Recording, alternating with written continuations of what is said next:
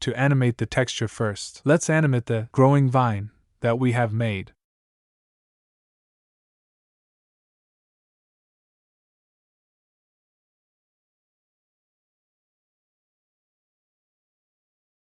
We see how the texture does not move. To make it move, we are going to open the shader editor.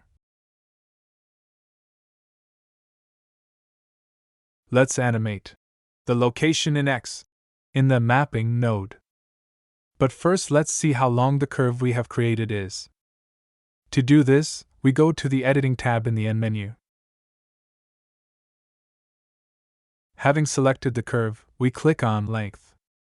We see that 5.6 is the length of our curve.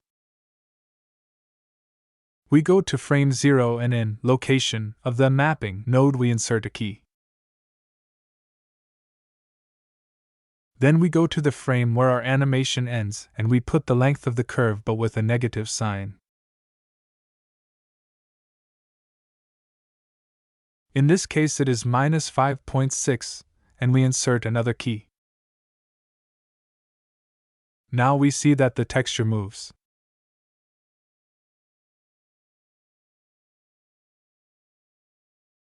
So if you use a custom material and want the texture to move, it is important that you include a mapping node.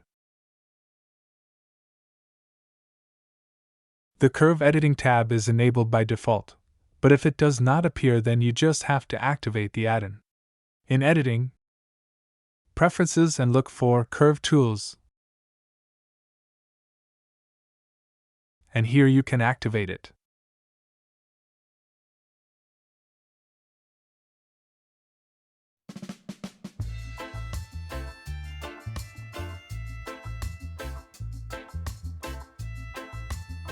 GrowingVine.